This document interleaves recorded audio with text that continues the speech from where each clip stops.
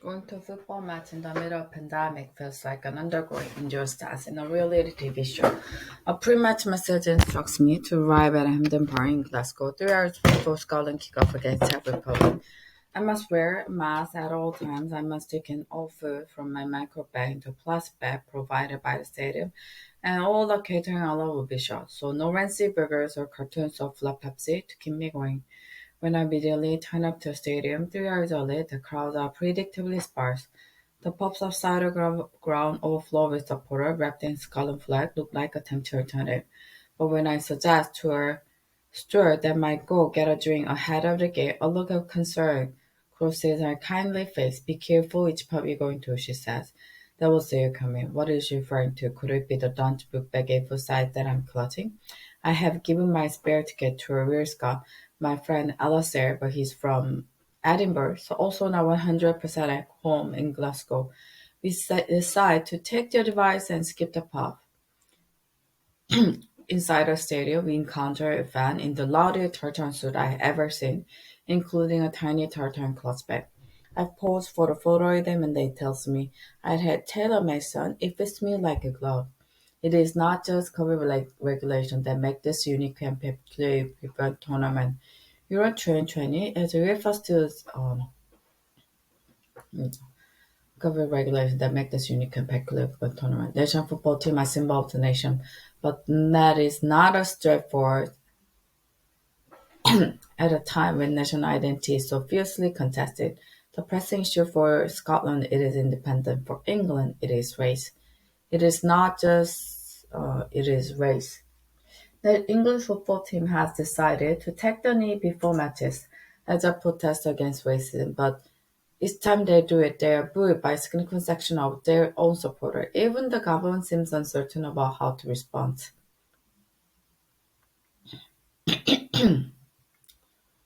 After hesitating for a while, Boris Johnson, Prime Minister, condemned the booing and urged fans to get behind the team, but two members of his cabinet, Jacob Rees-Mogg and Priti Patel, defended protests, with Rees-Mogg suggesting that the protesters are not expressing racism but condemning the Marxists of Black Lives Matter movement. Patel, British Home Secretary, has accused the player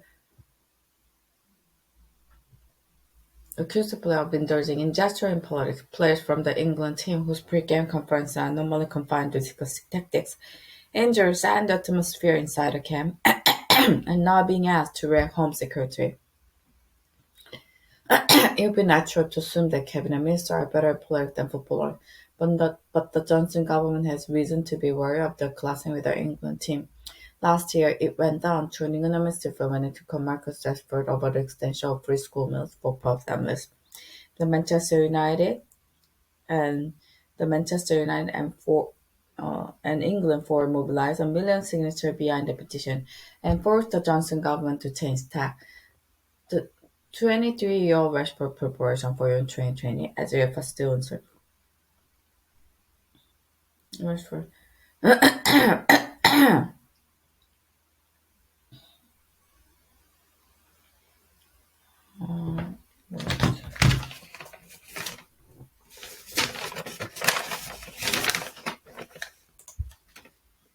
Soon call Obama. Why planning? Forced the Johnson government, the Manchester United for mobilize a million signatures behind the petition and forced the Johnson government to change that. The 23-year-old Rashford preparation for Euro 2020 included a Zoom call with Obama, while plenty of tourists are prepared to grumble about the work in Rashford in private. None are willing to take him on in public. The culture wars of football are not just happening in Britain. The multiracial Belgian team took down in Russia ahead of their opening game in the tournament. They were also booed by the crowd. The Russians were also protesting against Marxism. Viktor Orban, Prime Minister of Hungary, one of the host nation for Euro 2020, as UEFA students are calling it, has also become sucked into the culture wars.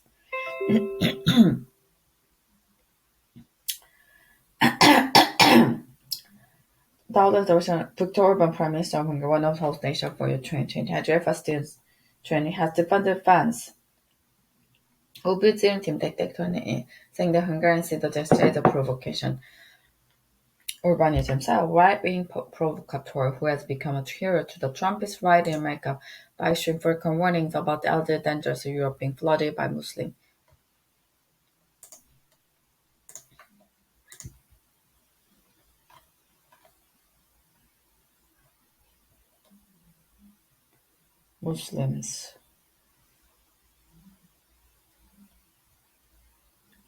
But even the moderate conservatives are uncomfortable about football, but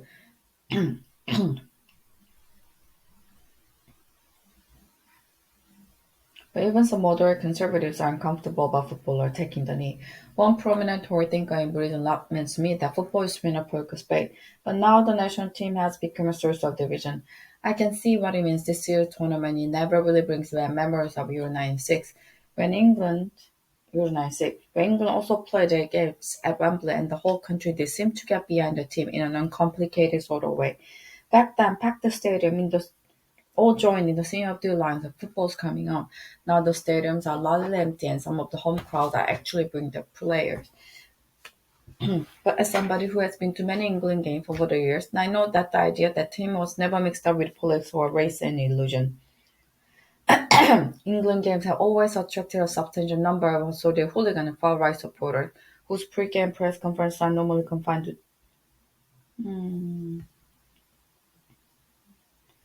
Never make a play with. England games have always attracted a substantial number of so-called hooligan and far-right supporters, whose trademark chant is "No surrender to RA."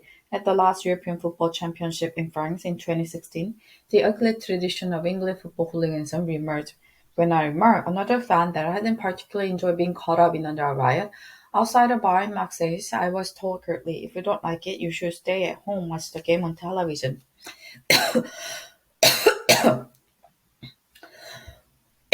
Football ground in the 1970s were also where I saw the most overt racism that I ever witnessed in Britain. It was routine to see black players, bark Bibles, and monkey noises. The football authorities and commentators were silent about this for many years. So if the national side feel they want to make a statement about racism, it is hard to accuse them of bringing politics into a political space. The politics, particularly the racial politics, have always been there.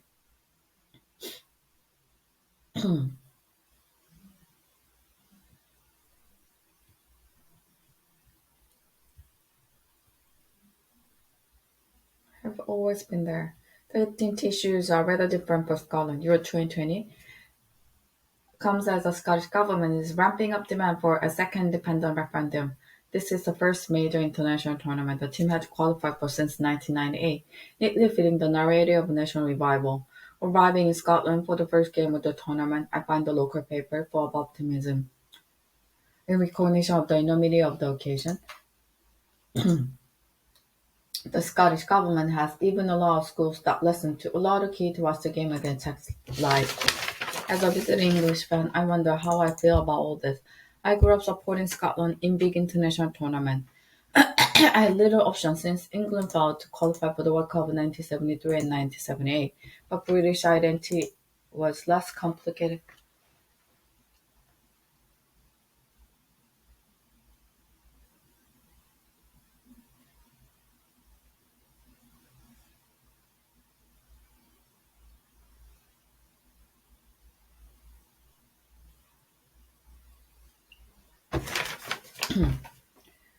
But British identity was less complicated back then. The anthem player for the Scotland side that lined up to play Brazil in 1974 was "God Save the Queen", although YouTube recording did not show the Scottish player looking particularly delighted.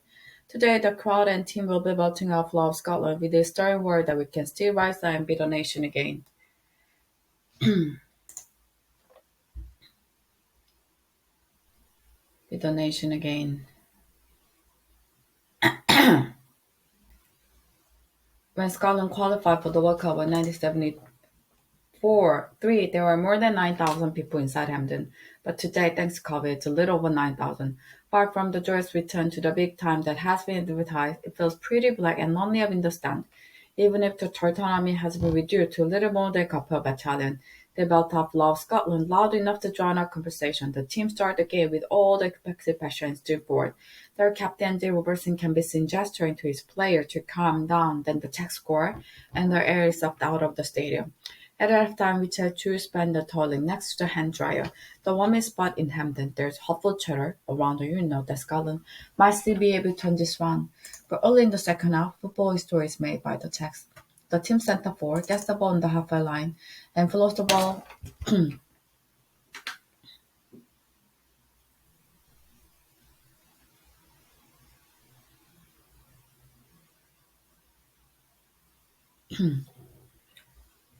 God save the Queen, although to record the show, the Scottish play looking particularly delighted. Today, the crowd and team will be built on Flow Scotland with the stern word that we can still rise and beat the nation again. When Scotland qualified for the World Cup in 1973, there were more than 9,000 people inside Hampden. But today, thanks to COVID, it's a little over 9,000. Far from the joyous return to the big time that has been advertised, it feels pretty black and lonely in the stand. Even if the Tartan army has been reduced to little more than a couple of battalions. They belt up Love Scotland loud enough to join our conversation. The team started the game with all the expected passion and stream forward. Their captain, Dee Robertson, can be seen gesturing to his player to calm down. Then the Czechs score, and the air is sucked out of the stadium. At halftime, we tried to spend in the toilet next to the hand dryer. The warmest spot in Hampden, there's hopeful chatter around the window that Scotland might still be a turn this round. But early in the second half, football history is made by the Czechs. Patrick Schick, the team center forward, gets the ball on the halfway line and floats the ball over the Scots goalkeeper into the net. It is one of the most brilliant goals any of us will ever witness. The crowd is now almost totally silent, apart from a tiny group of cheering Czechs on the other side of the stadium, and a group of children near me who continue happily shouting for Scotland, while the other around them was frozen in horror. After the match, Alastair reminds me that Scottish fans are used to bitter disappointment. Making the national football team a symbol of the nation is double-edged sword. We imagine them scoring wonderful goals and celebrating with the fan. But what if your goalkeeper ends up floundering flat on his back and tangle them in the net?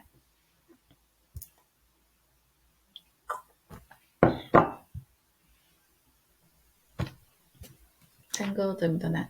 Euro 2020 has already delivered humbling setbacks for two football-mad populist leaders.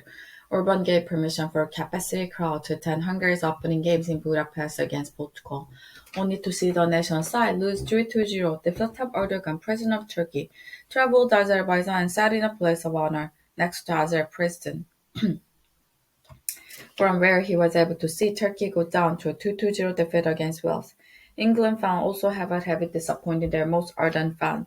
The side often portrays as embodiment of what we like to believe are national characteristics: courage, calmness under pressure. In fact, as a recent piece by Joanna Leo in The Guardian pointed out, England are uniquely bad at holding a lead in a tournament.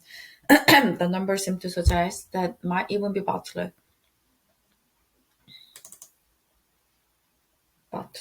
And the or has it, the French and Italians are much better at holding their nerve when they take a lead. If Garstow's England manager can somehow break this cycle and turn England into winning outfit, he will inadvertently provide a huge boost to the Johnson government that is desperate for a symbol of the success of Brexit Britain.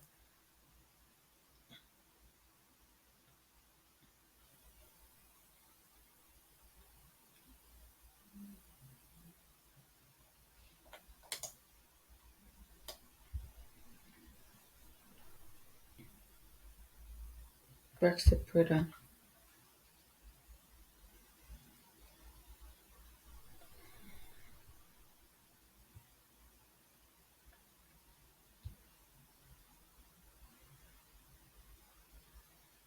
For Southgate has subtly but unmistakably positioned himself to the left of the government taking the knee. He leads a multiracial team and has continually defended their right to make statements on subjects other than football. It has become accepted wisdom in Britain that cultural wars always work better for the right than the left. But football may be an exception. A poll taken across Europe before in 2020 has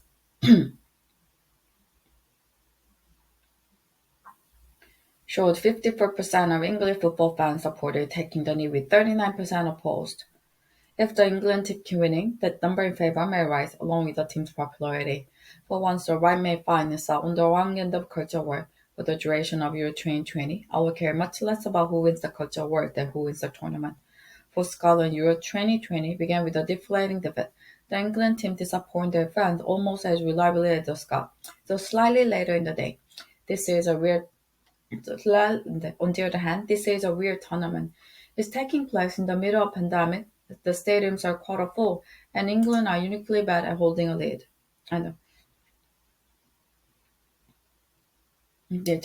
This taking place in the middle of pandemic. The stadiums are quarter full, and England are playing half decently. I am allowing myself to for the weirdest outcome of the lot, an England victory.